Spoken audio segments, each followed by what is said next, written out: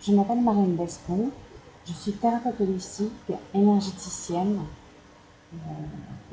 praticienne et enseignante de diverses approches du bien-être et de la connaissance de soi. Aujourd'hui, j'aimerais vous parler de la loi d'attraction.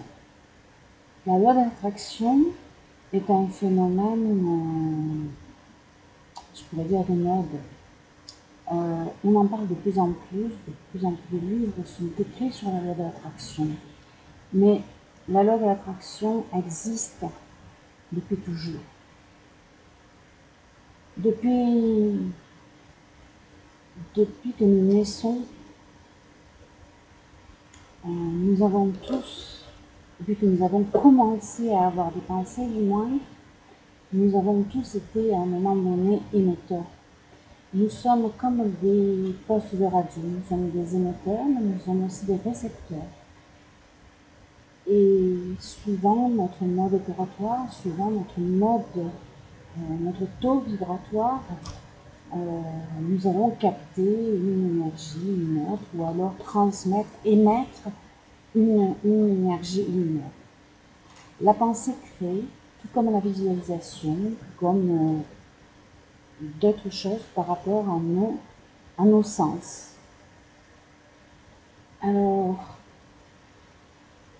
il y a nous, il y a l'univers.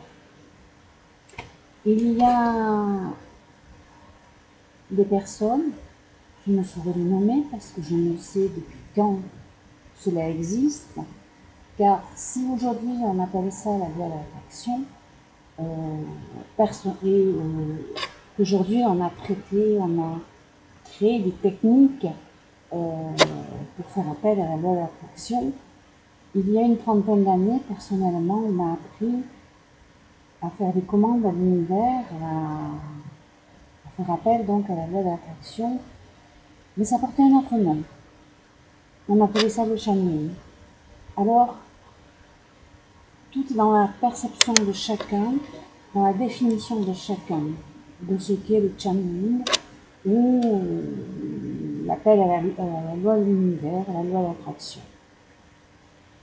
Donc, le channeling était une canalisation, une façon de demander à ses guides. Maintenant, tout fait partie des croyances, tout est croyance. Donc, on s'est aperçu progressivement qu'on croit au guide, qu'on ne croit pas au guide, qu'on ait une religion, qu'on n'ait pas une religion. Lorsqu'on fait appel à la loi de l'univers, la loi de l'attraction, les choses fonctionnent. La pensée crée. C'est pourquoi, progressivement, en prenant conscience de tout cela, que l'on ait conscience ou pas, de toute façon, la loi de l'attraction va fonctionner quand même. Vous pouvez, en faisant un peu une incursion dans votre passé, revoir un peu certains moments de votre vie où vous avez pensé à une chose que vous aimeriez pour l'avenir et que quelques temps plus tard, cette chose est arrivée.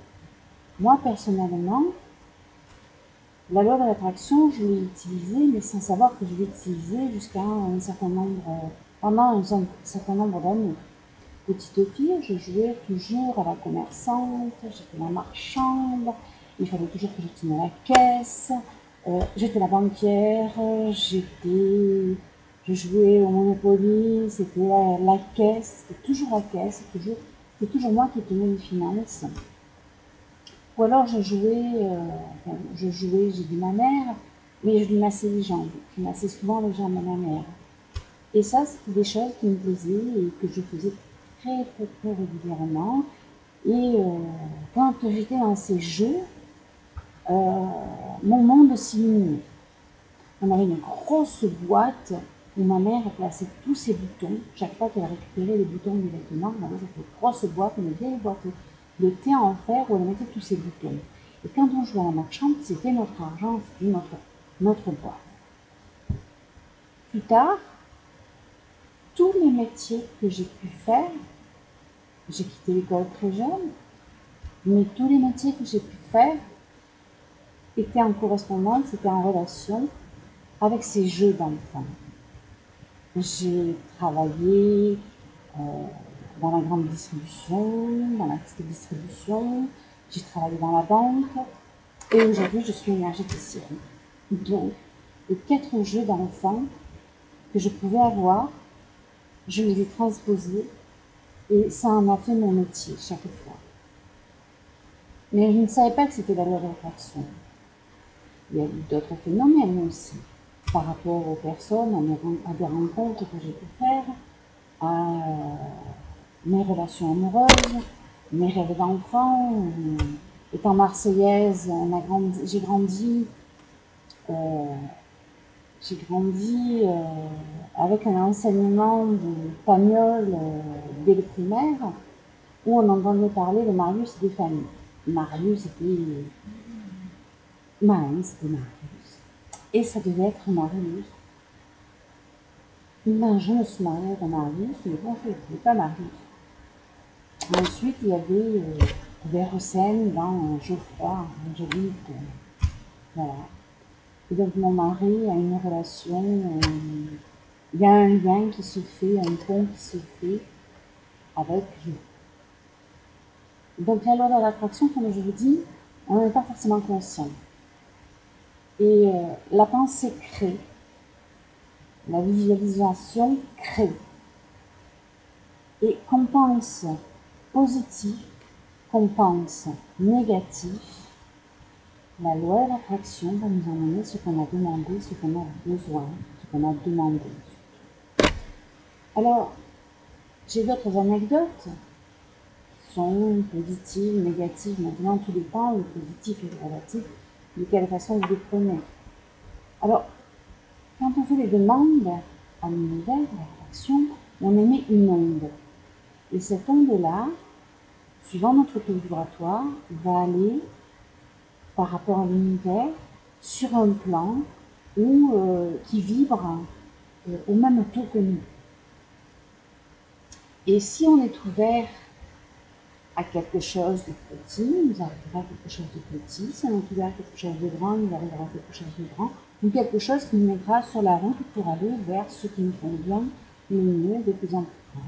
Bon, la loi de l'attraction ne fonctionne pas uniquement pour l'argent. Beaucoup de personnes l'utilisent dans le sens d'avoir plus d'argent, d'avoir plus.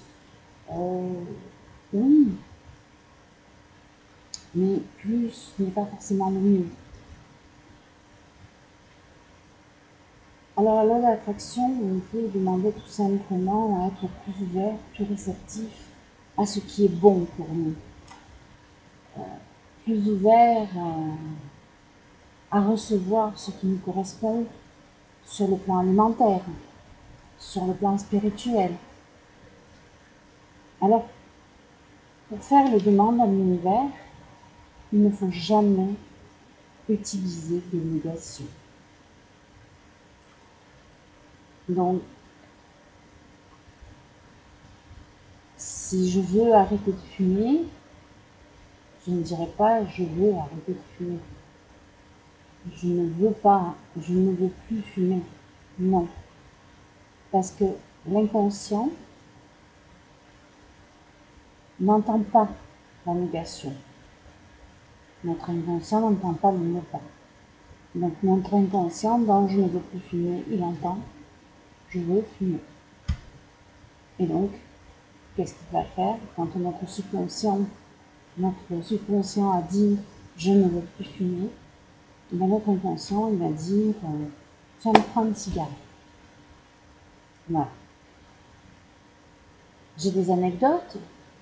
Je suis originaire des quartiers nord de Marseille et par rapport à mes croyances personnelles, par rapport à mes a priori, par rapport à mon vécu, lorsque j'ai eu des enfants, il y avait des choses que je ne voulais pas. Oui, bien sûr, quand on n'a pas conscience de la loi de l'univers, de la loi de l'attraction, il y a des choses qu'on ne veut pas. Et ces choses, on a tendance à les répéter à qui veut l'entendre. Et personnellement, je répétais à qui veut l'entendre, je ne veux pas, je ne voudrais pas que mes filles soient caissières, Je ne voudrais pas que mes filles soient avec quelqu'un de quartier nord. Alors oui, c'est mes a priori, c'est par rapport à mon vécu. Je n'ai rien contre le métier de caissière, mais dans certains cas, c'est un métier qui peut être très difficile et quand on a rapport à la clientèle et suivant les endroits, suivant le taux vibratoire qui gravite autour de soi. Et donc je ne voulais pas de tout ça et je le disais, je le répétais et pendant des années j'ai dit, j'ai répété et mes enfants ont grandi au fur et à mesure. J'ai tout fait pour partir du quartier nord de Marseille, j'en suis partie.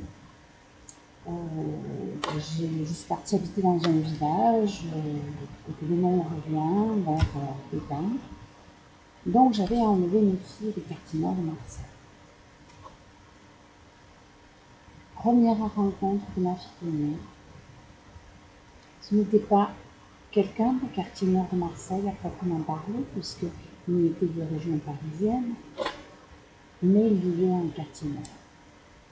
Et donc ma fille est allée vivre dans le quartier nord avec quelqu'un du quartier nord. Et comme de juste, son premier emploi caissière dans les quartiers nord de Marseille, le comble. Tout ce que je ne voulais pas était réuni dans une de mes filles. Et la seconde, elle n'a pas été caissière, elle habite dans le quartier nord de Marseille. Alors, tout ce qu'on ne veut pas, on sait très bien qu'on ne veut pas, qu'on n'a pas envie. Hein. Consciemment ou inconsciemment, les choses font qu'on n'a pas envie de certaines situations. Mais évitez de les répéter. Évitez de penser, de ressasser, de ruminer les peurs et tout ce qu'on n'a pas envie. Plutôt que de passer notre temps à ruminer ce qu'on n'a pas envie, le mieux est quand même de demander à l'univers ce qui serait mieux, ce qu'on aimerait. J'ai lu des livres dans le domaine. Je n'ai pas le titre parce que je l'ai revendu, mais j'ai le suivant. J'ai lu un livre de Barbel Moore qui était Commande à l'univers, un titre dans le style. Et son second livre est Comment faire la réclamation auprès de l'univers, la règle d'or pour réclamer. Ça, c'est son second livre, c'est la suite. J'avais lu le premier livre et il y a une anecdote qui m'a bien plu et que je reprends souvent. C'est quand vous avez besoin d'une nappe rouge et que vous voulez la commander à la Redoute, en toit suisse ou peu importe. Commandez une nappe, vous avez envie d'une nappe rouge, vous allez passer votre coup de fil et vous allez avoir la vendeuse et vous allez lui demander quoi? Vous allez lui demander une nappe rouge ou vous allez lui dire je ne veux pas une nappe verte? Et lui, il lui dit je veux une nappe rouge. La loi de l'univers, c'est comme ça que ça fonctionne. Donc, toujours dans le positif. Toujours faire monter son taux vibratoire et faire ses demandes le plus positivement possible. Vous voulez maigrir? Vous voulez perdre du poids? Ne demandez surtout pas à perdre du poids, parce que votre inconscient n'aime pas perdre. Votre inconscient est un gagnant. Donc votre inconscient, si vous lui demandez de perdre du poids, peut-être qu'il en perdrait au départ, mais il se dépêchera, il fera tout son possible pour que vous récupériez ce que vous avez perdu. Donc vous voulez perdre du poids? Demandez à l'univers de vous aider et gagner en finesse. Vous voulez arrêter de fumer? Demandez à l'univers de vous aider à retrouver une vie saine, sans tabac, de vous libérer de la dépendance au tabac. La loi de l'attraction. Parfois, vous aurez la réponse et vous saurez que c'est ça. Mais parfois, elle prend des chemins détournés. Parfois, elle vous donnera le résultat. Et comme tout se paye dans la vie, elle passera par un chemin détourné en vous faisant vivre des situations qui vous sembleront négatives. Restez en paix, conservez votre taux vibratoire élevé et attendez. Ce qui vous semble négatif aujourd'hui sera positif demain. Je pourrais continuer à vous parler de la loi d'attraction. Je pourrais vous donner d'autres anecdotes où, suivant la formulation de votre demande, de notre demande, on peut prendre un petit peu de pied en nez. Je suis une expérimentatrice et là, franchement, une expérience, je ne sais plus comment on dit, des expérienceurs, voilà. Et je peux vous dire que certaines fois, bon, j'en ris maintenant, mais sur le moment, c'est pas très comique. Pourtant, j'ai quand même des résultats positifs. Ça prend juste un petit peu plus de temps, ça prend un chemin détourné, ça prend du temps, mais le résultat se fait. Alors, je vous souhaite de demander ce qui est le mieux pour vous, en demandant à conserver la sérénité et la sécurité.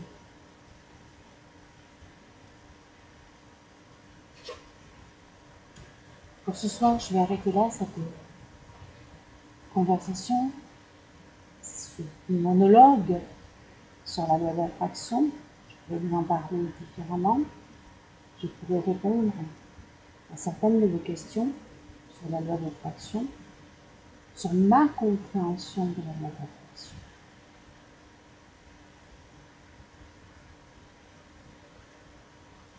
Mais sachez que la loi d'attraction, que vous en ayez conscience ou pas, elle fonctionne. Alors, rééduquez votre inconscient en émettant des affirmations positives. Reformulez tout ce que vous ne voulez pas en disant ce que vous voulez. Bien sûr, on ne peut pas changer d'un extrême à l'autre. On ne peut pas passer d'une situation à son inverse en un instant, en un claquement de doigts. Mais il faut aussi prendre le temps et faire des étapes dans nos demandes. Si on vit avec une pension de misère, si on vit avec le RSA, on ne va pas demander à être millionnaire du jour au lendemain, mais un peu plus, un peu plus, un peu plus. Seules nos pensées et nos croyances sont limitantes dans nos demandes à l'univers. Notre inconscient, lui, est tellement habitué au fonctionnement qu'il a depuis toujours qu'il faut aller par petites doses pour arriver à le rééduquer et à le fonctionner sur un mode positif. Peut-être que je radote. Alors je vais vous dire bonsoir. et à bientôt.